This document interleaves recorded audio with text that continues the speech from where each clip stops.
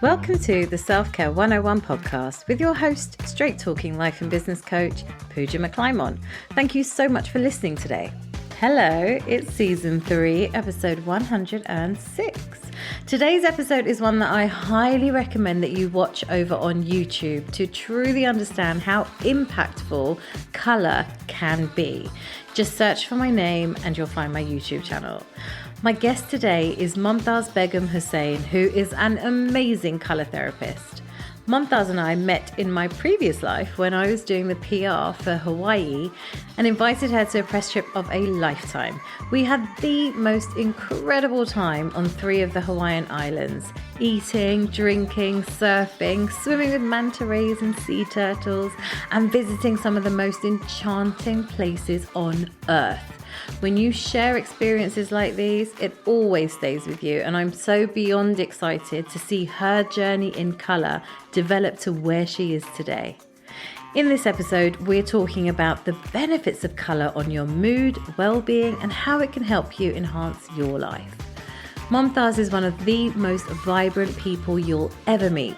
Colour is her superpower, and she's using it in the fight against dreariness, brightening up the lives of others by inspiring them with the well-being benefits of colour therapy.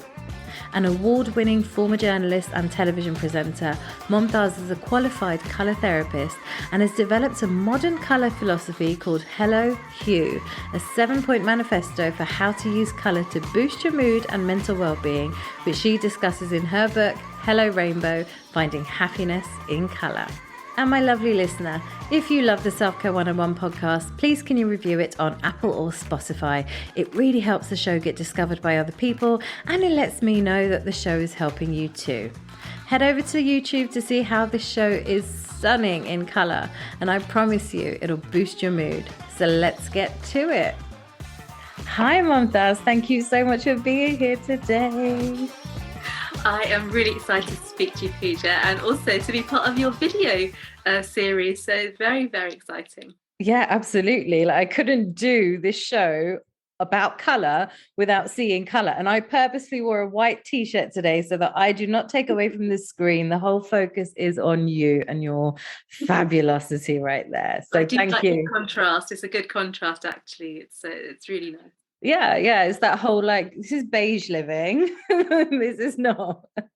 I love it. Thank you.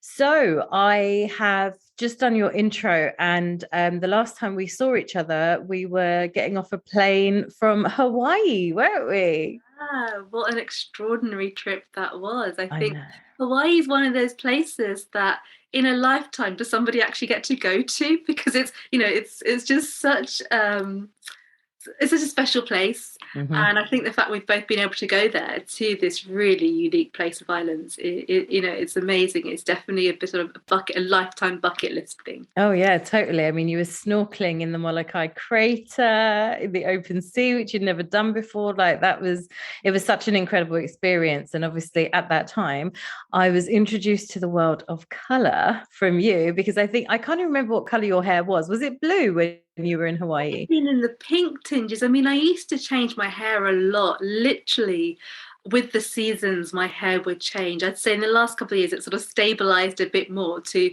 the kind of all over rainbow. But It very much used to be how my feeling and my hair color would reflect that. I love it. So since that trip, a lot has happened in your life, and I would love it if you would just tell the listeners just a little bit about your journey from without, I can't even avoid the pun, from black and white to colour, essentially. Oh, wow. I love that. Well, I'd always, since I was a child, wanted to be a writer. So I was the kind of child that wrote for the school newspaper, college magazine, university newspaper, like everything I get my hands on, I would be writing. I set up my own zine. I just, write my diaries when I was really small. I've still got my diaries when I was 7.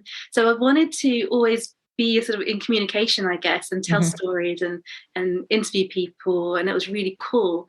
And so as a teenager, I ended up doing sort of like a Saturday club, which was like a journalism Saturday club, and I guess my path was always leading towards being a writer. And so I went to university. I came out of uni, did my postgrad in journalism, and went into a journalism job. So it was very kind of structured. But colour has always just been me. So there wasn't a time where I became colourful overnight. I was literally just always colourful. Born in colour. Absolutely. So just it was very colourful journalists doing their thing, and had a really satisfying career as a journalist for at least 15 years. And I absolutely loved it because that was exactly what I wanted to do. And it was very much like I'd followed that journey. How can I do this job? Or I can get work experience, or I can get more work experience. I can start writing, start publishing. And so that was a really wonderful journey. But it is a very intense lifestyle.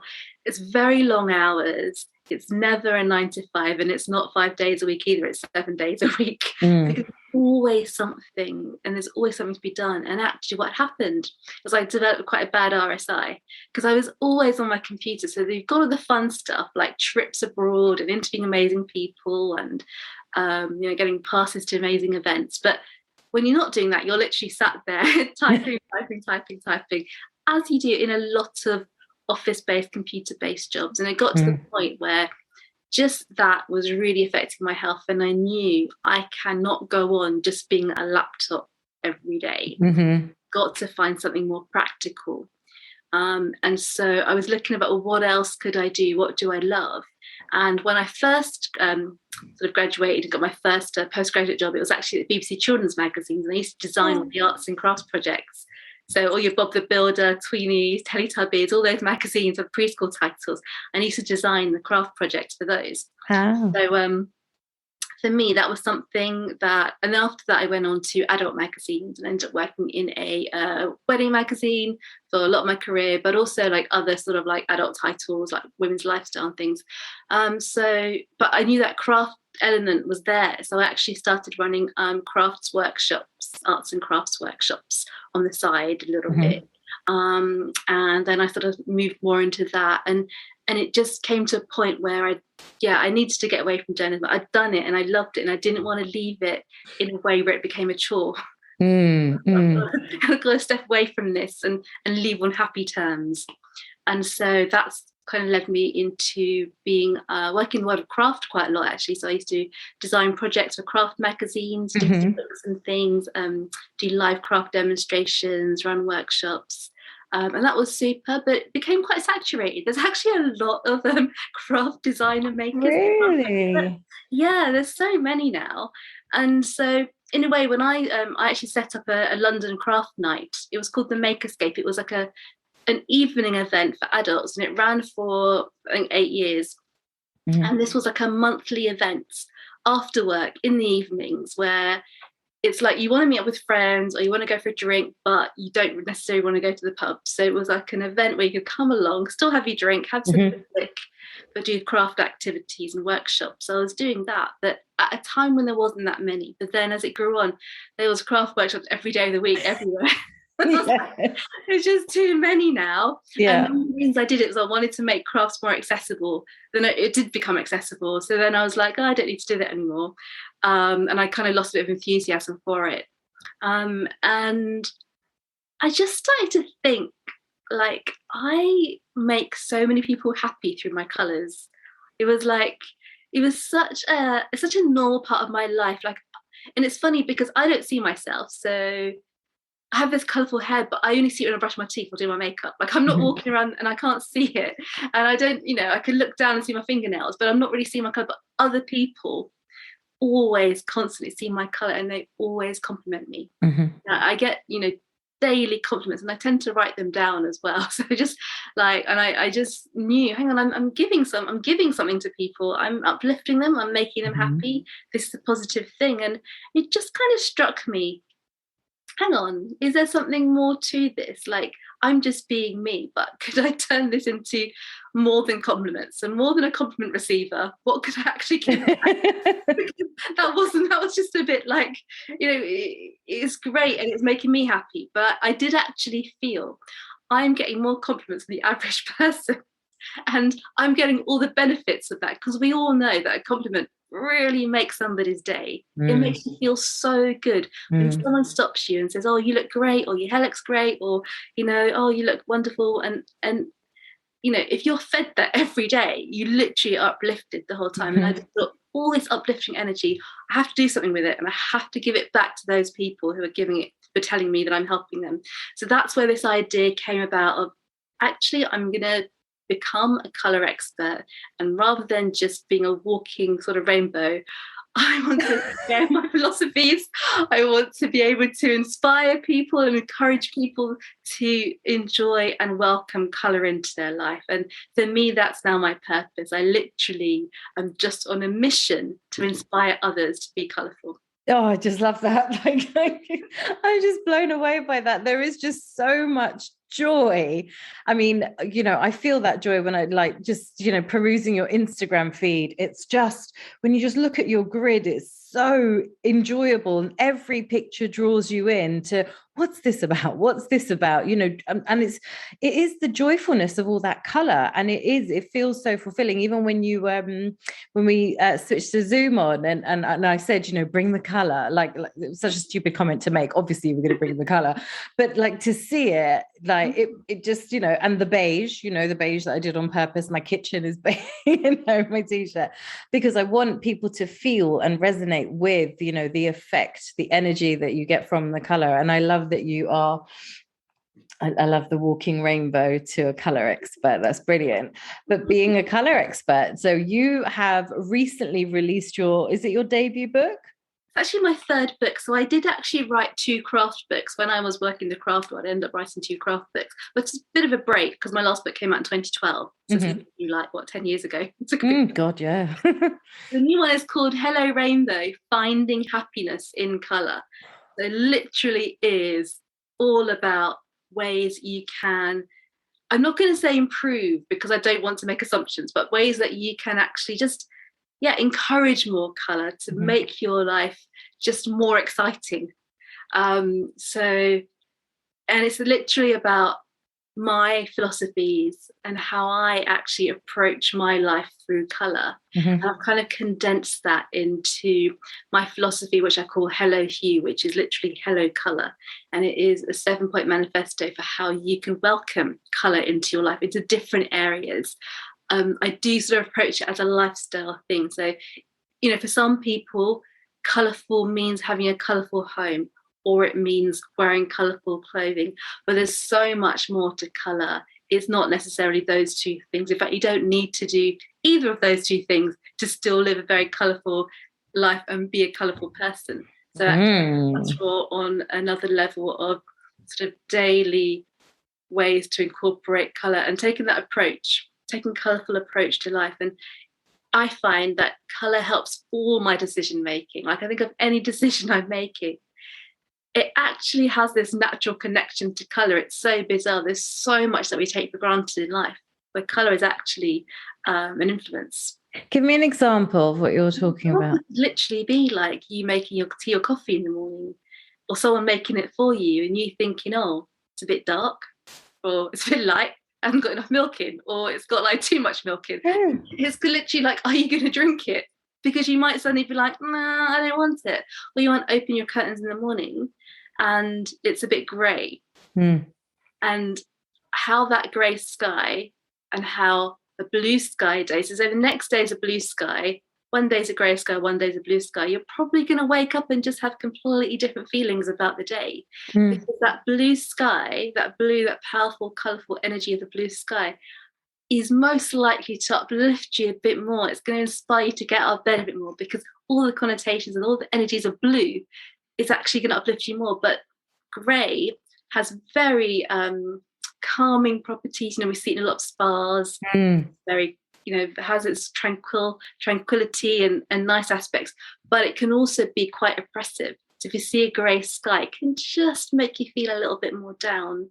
And so those little interactions with colour first thing in the morning can really just actually affect how you're going to feel the rest of the day.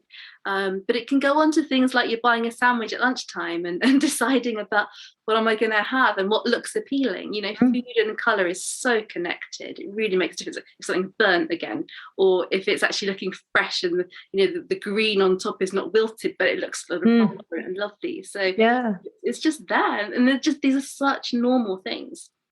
It's amazing how, yes, what you're saying is so normal and we experience them, all day, every day, but we Yeah. don't necessarily pay attention to them, apart from when we decide we're going to wear black only because we've put on a couple of extra pounds, and then we choose to only wear black. And then that brings down our mood, as we know, because it's such a bold color. But at the same time, black can be a really powerful color. It can be a very strong, assertive, confident color. I'm sorry, I'm taking up your space now. No, but for sure. And it's interesting because the thing with black is it's all about how you mix it up as well. So if you think of like black and red, I mean, if you're wearing like a black suit and you've got a red lipstick, it's a whole different energy you're going to give off. That thing about you've got one color, but when you get two colors together, when they sing and they create this new thing. And so I love that idea of the blacks, the whites, the greys, the navies, the colors that are slightly more neutral, but when they're paired with one of the vibrant family colors, you just get this incredible effect. That's amazing. I mean, without giving away, all the tips and tricks from your book, when people are sort of, generally when people come to me, like clients and things, those that listen to the podcast, there's a little bit of clarity they're looking for. Life feels a little bit murky. They want some direction, focus even. What kind of colors would inspire, I guess, being inquisitive, about what I want from my life, or what I want to be doing with my work? What's the next direction? What sort of colors would work with that kind of thinking? And then I guess what kind of colors would work in an environment where you really need focus and you want to be sort of, zoned in, you're writing a piece or something or a pitch and you want to be zoned in? What would work best for them? So in terms of the kind of clarity and trying to get sort of ideas and the openness, so blue is the key color of communication. It links with the throat chakra, which is, blue. And having a blue can really help you open up your thinking. And things that are kind of recommended are, for example, if you're writing something, with a pen, using a blue pen, like using a blue biro, can actually help. Having the blue words on the page can literally help you just sort of like see your words more clearly or get things out of you. And so if you are experiencing kind of any form of blockage or any kind of like you really want to just open up your mind a bit more, and then blue is this really like calming color, and can be going outside and looking at the sky. If you're close to the sea, it's going to have a look at water. All of these things really help us actually just clear up, and once your head is clear, that's when you can start to focus. If you're trying to generate some ideas and you're a bit sort of stuck, then orange is the key color for creativity. So any form of creativity is useful in most scenarios, like thinking about something, whether it is making a plan, if you're about to run a workshop, if you want to pitch to somebody, there's something you want to do, a bit of creative thinking can really help. So orange is a brilliant color to actually have access to. And we're talking about drinking a glass of orange juice, having like potentially having like, maybe an orange tablecloth, having an orange light, having some sort of orange around you at all times can really kind of help you with that as well. I think that's a really important point that you've just made about, sorry to interrupt, but the orange juice, the tablecloth. I think when we think in terms of, I need more color in my life, right? We're always so extreme and we're always so big, broad, grand, general statement. I need more color in my life. And we think I need a wallpaper and I need a tablecloth. And then I'm going to need my furniture. My furniture's got to match this. And then my clothes, it's too much clothes. But actually, we're not talking about big, massive shifts. We're talking about the simple things. I have absolutely no color right now in my space, and that's not for any particular reason. It's literally just because I'm doing podcasts today, so it's focused. So I don't want distractions on here. But I've got orange velvet dining table chair. Nice. And I love to work on my dining table. I have a desk, but I never work at it. I like working at my dining table. Yeah, and I should point it to you. But I love tablecloths for that very purpose, because tablecloths are one of those things you can literally change them every day if you want to. It's literally just whipping off the table, whipping off. So you can really change the atmosphere of your home, the look of your home, the feel of your home.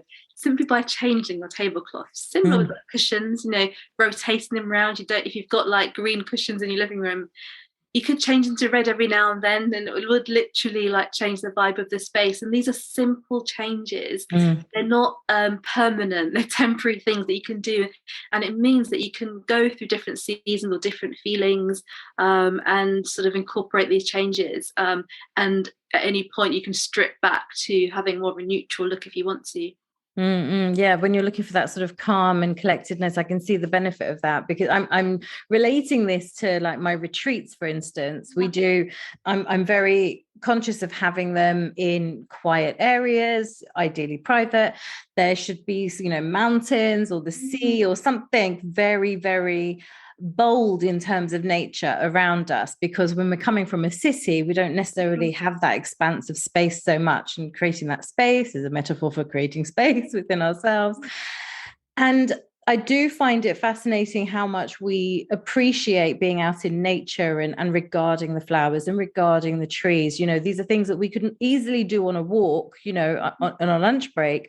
But when people are in that retreat, they're in the zone, and then they really do appreciate everything around them. And it's like, that's it. That's all we're talking about. Just taking the minutiae, if you like, of life, and just replicating that when you get home. And like you say, having just a glass of orange juice is enough to help lift creativity when you're feeling stuck. I think it's superb, because we do get to this, overly complicated life. I'm all about simplicity, but coming from my corporate world, I'm much more about simplicity now and keeping it simple. And just by doing those little things, I've just seen something that my son's put on the where is it? Oh, It's a little, yeah, exactly. It's a little chick with the orange like thing. So as you were talking about having something orange in your space, literally the rest of the table is black, and I've got a glass of water. It's that's the most color. But this is the cutest thing. And I keep looking at it. My eye all day has been like going to it. I think that's wonderful. That's so nice. And I was going to say, there's actually a chapter all about nature, colours of nature in the book. So, and it is literally, it splits into the different types of nature and how they can actually like things to do when you're in these different types. So if you're in a snowy situation or a mountainous situation or a forest situation, the different ways to actually get in tune with the colour of these different places. And, if all you do from your entire day, because say you are in a corporate job and you're indoors and you don't see anything during the day, but if you can make an effort to look at the sky at sunset, if you can see it in the morning sunrise, a bit of natural colour, then that also would be a wonderful thing that you could do, just to take those 2 minutes. It's a little bit of me time, it's a little bit of a screen break, it's a break from whatever you're doing, and just take in those colours. That will also give you a wonderful sort of grounding for the rest of the day. And it's something that I really try and do. In the winter, it's so much more easy, because in the winter you can actually see sunset and sunrise very easily, both on the same day, because your sunrise can be like at 8 a.m, so it's not difficult to see. And then 4 o'clock, I have done various office jobs where there's no way I can see the sunset, but that's when I will take the coffee break. That's when I'll go and make the cup of tea at that 10 to 4, whenever it is, to go and look outside the window, just take that breather, look at the sky, take in those colours, and then in the reset. And if you can do that in real nature, if you can go to the park at lunchtimes, if you can do something like that, if you've got water, it's wonderful. But the nature is filled with just incredible colour. Absolutely. So I think, is it fair to say that your life has, since you've, I guess, maybe written the book, maybe done more crafts, your life has become more colourful in terms of being more enriching? Would that be a fair assumption to make?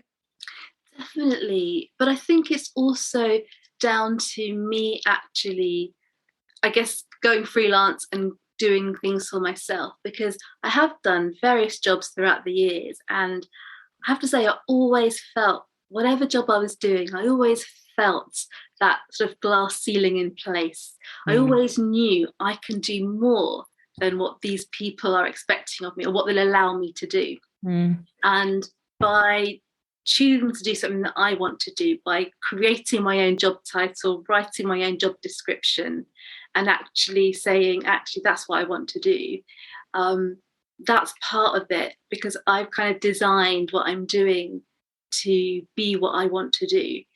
It is possible, I have to say, not just working for yourself, you can do this in jobs, because when I was at this wedding magazine, I started as a kind of junior writer, then I went to features writer, then I went to website editor, but I found that I was doing so much more than my job title. And I actually put together all my that this is what I do, this is what I can do, this is what I want to do.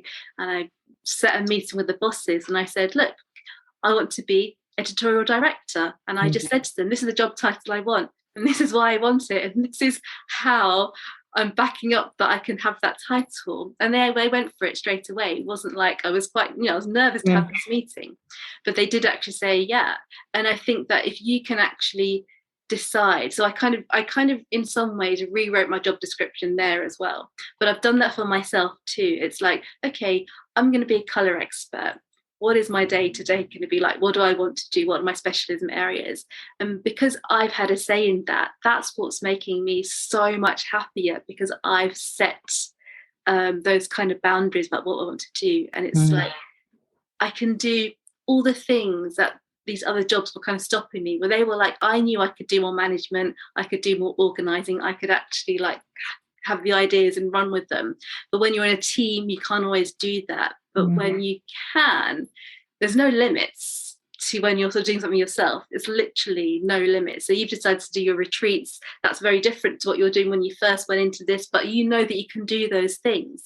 Like, you know exactly how you want it. And being able to do that, I think that is such an uplifting thing. It's a real freedom, control. It's like totally everything you're doing is you, and that feeling, it just can't be achieved in any other way. So that is the real motivation for me.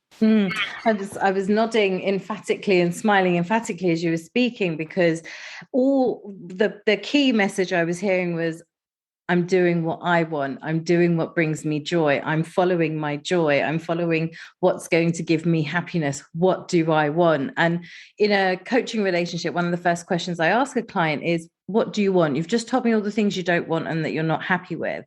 So tell me what you do want. And I appreciate it's a difficult question if you've not asked yourself that question for, since you were a kid. And that it does stump a lot of people as to, what do I want? And then, I get really granular about it. So they might say, I just want a good job and I want this and I want that. So, but do you really want the good job? Do you want a job that pays the bills? But what would make it fulfilling? What would bring you joy in it? Do you like the office environment? Do you like commuting? And you start unpicking, and just like you did, writing the job description. I actually feel like I might steal that as a tool. That's a fantastic tool.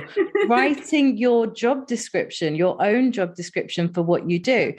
But I have to say, like, when we met, so I was in PR at the time and you were the editorial director of the magazine, and it was a luxury magazine. It was a beautiful magazine.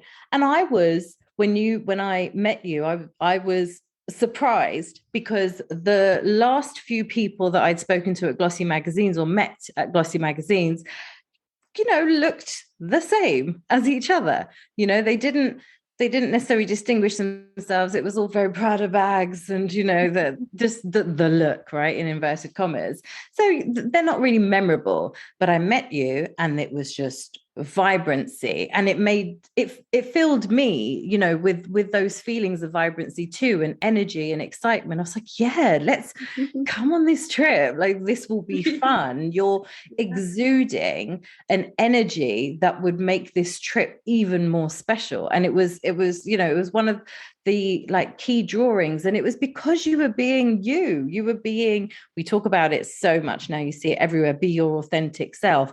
But even within the corporate confines, let's say, I say that loosely, but corporate confines, you didn't feel the need to succumb to what everybody else was doing. You still brought that part of you that was so important, your life in color, to yourself and to how you were meeting people. And it was it was such a breath of fresh air, obviously, at that time. Now I feel everyone's gone a bit extreme and now it's a bit too much. It's like, okay, I am my most authentic self if I can scream the loudest.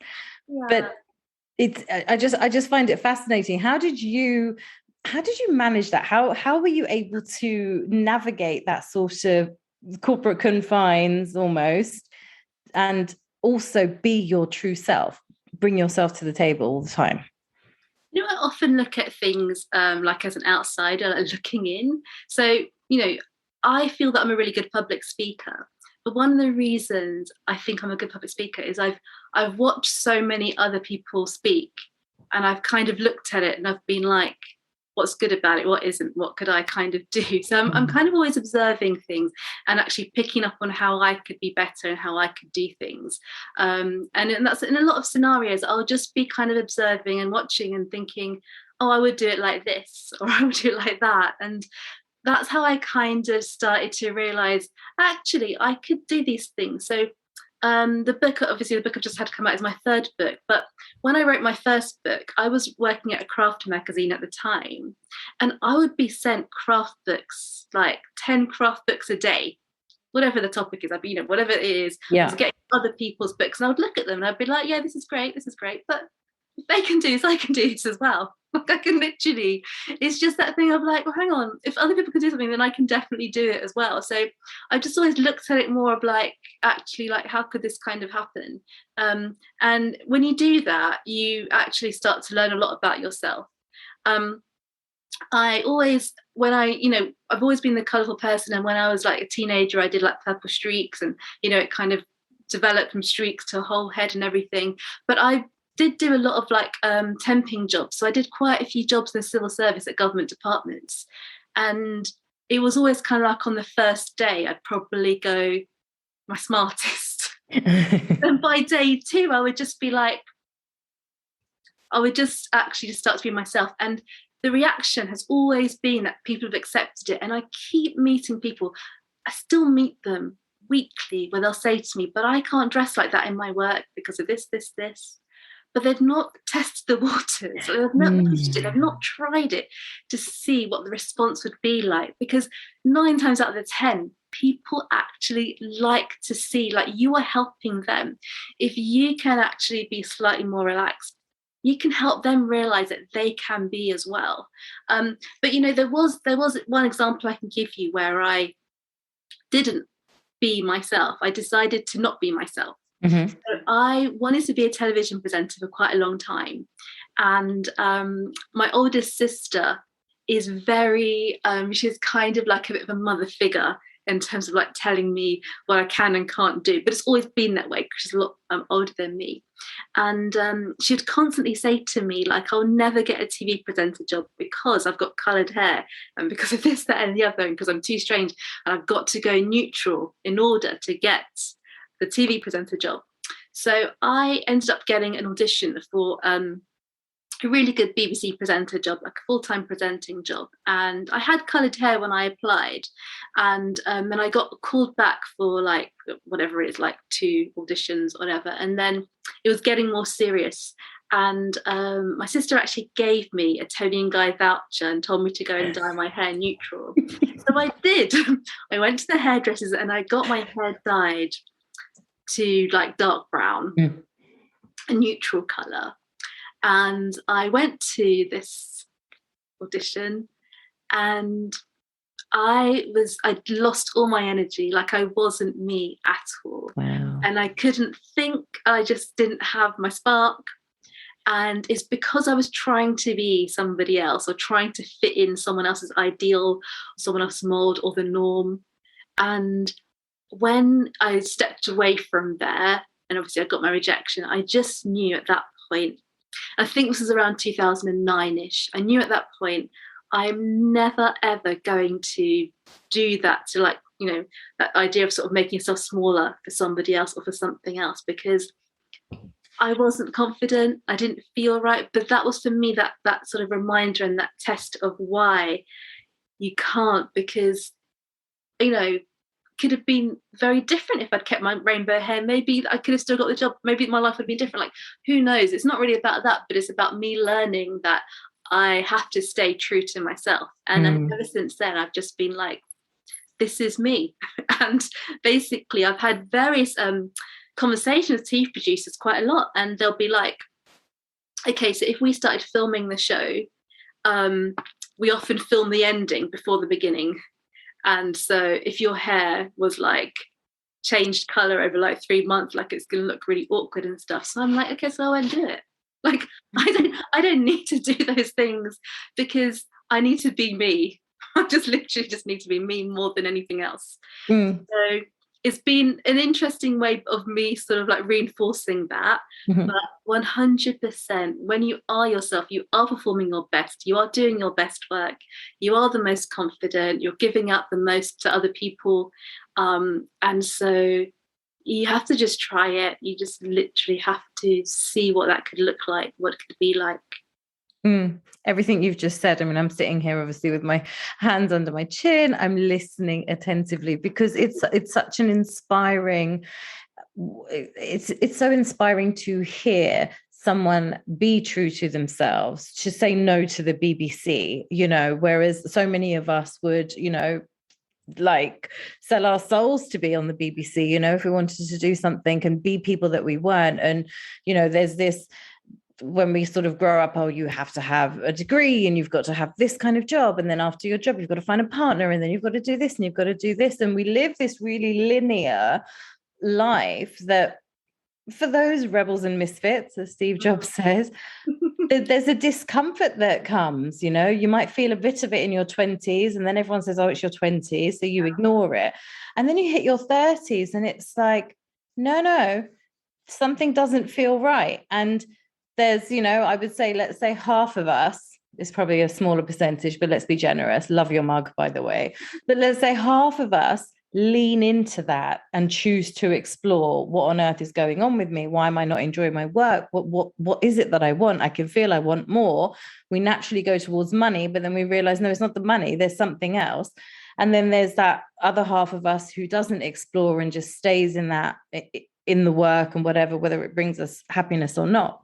But for those of us who do explore and are open, and the way you've done this by asking yourself what you want, writing your job description constantly, like as a constant, for sure, been true to yourself and done what was right for you, reflecting on like that, that going and doing the Tony and Guy voucher, and then this isn't me, I can't do this. I mean, it takes so much courage, obviously so much self-awareness, so much courage, and to be who you are. Even just saying this out loud, it sounds ridiculous that I'm saying that it takes so much courage to just be yourself, But how many of us are not being ourselves because we're scared of, like you say, just try it. You haven't pushed the boundary, you haven't put, I don't know, as an example, a brooch on, you work in Tesco and you put a colourful brooch on and you went to work. You haven't tried it to see if that was going to be told that you have to remove it. And I think that's really important, that fear, even with expressing ourselves through colour. It's technically such a simple thing, but we're even scared to do that.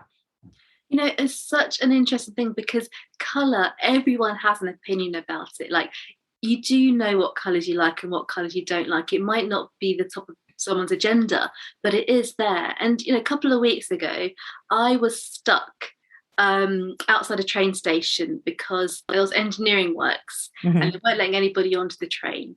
And I was stuck for 20 minutes outside a closed tube station with hundreds of football fans. Okay, so picture the scene. All these men doing their football chanting. It was Portsmouth fans, all doing their whatever they do. And I'm me, this girl, I'm actually wearing a rainbow sequin jacket, literally standing in the middle of all of these men. And after a while, this chap next to me was like, oh, I really like your jacket, in a really serious, just I really like your jacket way. And then his mate was like, I really like your jacket as well. And we opened up this conversation. We started chatting about colour. And, one of the guys actually has admitted to me he was wearing women's trainers because they had a bit of lilac on them. And he liked that lilac colour, but he couldn't get that in a men's trainer. And so it was this thing where, like, I just, was talking to these complete strangers I wouldn't normally speak to. They wouldn't normally speak to me. But actually, like, it was amazing that he had tried that. He had decided, oh, I'm going to get a women's trainer. No one needs to know, but I'm going to wear it. And it added something to him. He felt good knowing that he had a bit of lilac on him. And so these choices can be very personal. These little things that we do, that we try out. We don't necessarily need to tell the world, oh, I'm actually trying wearing this color, I'm going to do this today. No one needs to know. It can be very personal, but it will actually make you feel good. And when you're ready, like, he felt like he could share his story with me, he probably had, I'm sure, after I chatted to him, because then he started talking about all sorts of other colourful things, and it turned out he's got a bit of synesthesia, because he can actually smell colours, or these different things that he doesn't normally even tell his friend. So it was kind of really quite an amazing moment, but just a realization that colour is there. Every single person, whoever you are, whatever your background, whatever your experience, has an opinion about it. And I just find I love that it is such a, wherever you go in the world, it's this language. It doesn't need to speak to somebody. It just literally can give a message. One of the first questions we ask people, isn't it, as kids, even dating, it becomes the question, what's your favorite color? In its simplest of terms. And I'm sure I filled out some terrible HR application form that's asked me what my favorite color is, and I've gone, I'll go with my favorite color, which is purple. And then I've thought, no, purple, I bet you is going to be, oh no, she's too airy fairy, she's too optimistic. Let's go for blue. Let's go for something simple. Let's go for something safe, or red. Oh no, red's too aggressive. And it's funny how we use color, because I've just said to you that my favorite color is purple, but I don't wear a lot of purple. I don't, whether on makeup or clothes, but as a color, it's my, I don't even know how to describe it, but I physically feel it in my body when I see it, like a rich purple velvet color, an amethyst, a beautiful amethyst I can't stop touching, but I don't necessarily need purple all around me to decipher that is my favorite color. And even and this is just a little segue into business and how we choose colors. And to be honest with you, this is where my learning about how profound color actually is all around us was through my marketing work and doing things like branding, with rebranding companies and logos, and learning about all of that process. When I was doing it for my business, I was just drawn to a shade of teal. That was it. There was no other color that I was drawn to except for that in my head and my heart was the color of my business. And I thought nothing of it. I was just like, no, it's a nice color. It's, it feels good. It seems like me. It's not really around my house. It's not going to jar me. And then when the designer fed back to me, she was like, did you realize you've chosen a color that sounds like literally when I wrote my brand description, what do I want my brand to represent? And I had told her the color. I was like, let's be in this spectrum somewhere. Like, I'm going to say the word teal, but it needs to be in between the teal green and the teal blue. So not extreme in either direction. And she found the color and I was like, yes. And she said, and the definition of your color is exactly what you said in your brand statement, which is about, I want you to feel safe and calm and like, I've got you, but also professional. And, this is serious work. We're not going to be flouncy. We're going to be serious. Even though it might feel a bit flouncy, there's going to be seriousness to it. And I really felt that represented. And the number of compliments I get on my website is insane, because I don't even think about it now, right? It's just there, it's out there. And whenever somebody comes to the website, they're like, I really like your website. I'm like, oh, you're seeing my colors. My colors are making you feel a certain way. And it really fills me up. That's amazing. I absolutely love that. It's incredible. And, I love the way, because there is a lot of intuition at play as well. So, you not knowing that the color meant those things, but actually that's why you were drawn to it, because you did know, but you knew the feeling. Yes. That's equally as important as actually knowing science, I guess. Yeah, I think that's a really important point you've just made about knowing the feelings, because we spend, and this is just, a side note with the work that I do, when someone comes to me, we're generally all in our head, and we've lost that connection to heart and intuition and trusting ourselves. So it is a really beautiful way to hear that, color is a feeling, it's intuitive. I think that's really something that we can all tap into. Okay, so I think we've pretty much covered everything quite nicely, from the talking points that we were going to cover: clothing, energy, environment, really important places. So what 3 tips would you give to the listeners for helping them to create an extraordinary life through color? What could they do? Well, the first thing I would say is to actually treat colour and think of colour a bit like your 5 a day. We all know we've got to have 5 a day fruit or vegetables. It's just that's just ingrained in us. So apply that to colour, 5 to 10 colours a day. Just kind of be conscious of, are you having enough colour in your day? So if you are somebody who wears, as an example, navy every day, because it's your uniform or it's what you feel comfortable in, it's what most of your work clothes have become, then be conscious of that and try and introduce these other colours somewhere into your day. So I'm not telling you to stop wearing navy. I'm just saying, if you're constantly surrounded by navy energy, you're only getting the energy of that colour. You're missing out on the soothing, relaxing properties of pink if you have no pink in your life. If you don't have any green in your life, you're missing out on its very calming, balancing properties. So try and consume different colours every day to make sure that you have a much more sort of well-rounded experience. That's super, super important. Another bit of colour advice I can definitely give is, and we have touched on nature, but outside of what I said about trying to get these colours, do enjoy colours in nature as often as you can. It is the most just refreshing thing. It will clear your head, and it's such a change to anything else that you're doing. It's so powerful. And so, I also tell people to touch it, touch the plant, touch the leaf, touch the tree, touch the stinging nettle, almost not the nettles, but on a blackberry bush, touch them, because the last time we touched them, we probably just, hurt ourselves. But now you can consciously touch and see how nature is protecting itself and everything. Because, the human eye can see more colours of green than any other colour. There's more greens around that, we can see. So if you're looking at a leaf, it's literally it's not just green, it's probably got at least 10 shades of green within one leaf. So that's a sort of mindful activity you can literally do, is to stop and look and observe and just take note. I can see that colour and that colour, and that's just a little moment away from it and all your other stresses. Just I've just done that. And the other thing I'll say is to be open to colour, to not think about any rules you've heard. So if someone said to you at a makeup counter, maroon doesn't suit your skin tone, you shouldn't wear that. If someone else has said to you, you've got ginger hair, so you shouldn't wear an orange lipstick, or anything else that someone said to you, red or green shouldn't be seen. Any of these kind of rules that you've heard, put them to one side and just approach things with this idea of the intuition again. What are you led to? Would you like to have?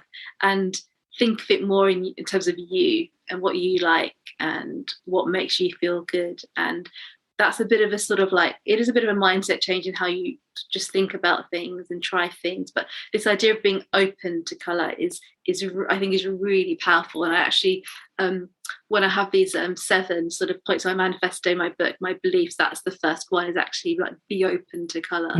And it is trying these things. It is switching things up. It's changing things, it's experimenting, it's trying things. And if you don't like them, that's brilliant. If you do like them, you've literally opened up a whole new bit of your life. Yeah, no, absolutely. I think, just without going off too much on a tangent, but I've been recently talking to my son about, color doesn't have a gender, because, every now and again he's coming home and telling me, mummy, blue is for boys and pink is for girls. And he knows what I'm like. I'm very direct. I'm like, who said that? I didn't tell you that. And he's like, no. I said, so who told you that? And he said, well, that's what they're saying at school. And I'm like, do you like the color blue? He said, yes. I was like, do you like the color pink? Yes. Right then, that's it. That's it. If you like it, you like it. There is no gender in color. And I mean, I know this is very patriarchy and capitalism and separation and so much, political that's involved in color, like with your footballer guy who loves the color lilac, but had to buy women's trainers. Like even the brands are doing silly things like that. And I've just realized that a couple of days ago, I saw on Facebook, a friend of mine, he's obsessed with trainers. And he put a post up on Instagram saying it's a matchy kind of day. So he and his wife were wearing the same trainers and they were purple and hot pink, like a hot purple and a hot pink colorway. And I was just like, I just love that. It was just a beautiful little moment. And, he's in his 40s and he's embracing it in a way to sort of like break that kind of gender barrier with regards to color, which obviously you and I find so frustrating, but it's still quite a bit of work to do to try and undo that. Yeah. Do you come across people like that a lot in when you're talking about color that are like, oh no, I could never wear that color? I definitely hear that, I couldn't wear that. And that is actually definitely ingrained into sort of cultural upbringings and things we've heard or things we've kind of seen or we think we've heard in terms of colours going together or, certain colour rules and how you should do things. I definitely do feel for men who want to wear colour though, because we don't have the choice in menswear. There are definitely, and I have male friends who say they want to wear colour. Unless they go into a vintage shop and they don't necessarily want vintage style, they're just not going to find colourful things. And I think that's such a shame. And I think it's a massive mistake in terms of sort of marketing fashion industry, because if they did make it more accessible and people could wear more colours if they wanted to, then I just feel like that's how we'll break some of the kind of office expectations or the rules of formality and things. But it has to start with it actually being available. So I do hope that there's going to be more changes. I think things are changing. And to be honest, things like Instagram and the idea of sort of visual living and people seeing the visuals has really had a massive impact on colour. And there are lots of like colourful Instagram accounts who specifically focus on colour because as a visual medium, it's so powerful. And I think that is feeding off into other areas of life, like you are getting more colourful wallpapers these days. You are getting a bit more colourful menswear than they used to be, but we can definitely have more. And I would love to see a day where you could go into any shop and this idea of like the coloured trainers that, men's and women's trainers are both available in every shade of the rainbow, because that's just how it is. It's not just like, oh, the women's might have a red shoe, but the men's are all black, white, brown. And they should be having these other colours as well. Absolutely. Maybe that's the next step in your journey. Who knows? Momtaz, thank you so much for today. This was such an inspiring chat. I feel like I've gotten so much more insight into colour now, and I'm looking around my living room going, oh, I've done good in a couple of places, and I feel the colour change because I went for colour this time, and I think there's a lot there, and I love how you yourself have consistently stayed true to yourself. I think for me that's such a heartwarming experience to hear about. It really is. So kudos to you for that. Thank you so much, Puja, and I really appreciate your kind words throughout as well. And it's interesting the observations that other people make, because some of the things you said, like I haven't even noticed, but actually I'm busy being me to notice these things. But I'm pleased that you have noticed that. It is a consistent thing. It's just kind of like it is the way, and I honestly feel like colour is the way for so many things. I called my book Finding Happiness in Colour, Hello Hue, Finding Happiness in Colour. I genuinely believe that with more colour, people appreciating more colour, having more colour in life, they will be happier. If more people are happier and uplifted, the world will be a sort of happier place. This is a very romantic vision, but it's one that I fully believe in. Thank you so much. Thank you. Thank you for listening to the Self-Care 101 podcast. If you enjoyed the show, please leave a rating on Spotify and review over on Apple Podcasts so that other people like you can find the show. For more information about the work I do, head over to my website, PujaMcClymont.com. And for daily inspiration, please connect with me on social media at Puja McClymont. Sending love and talk to you soon.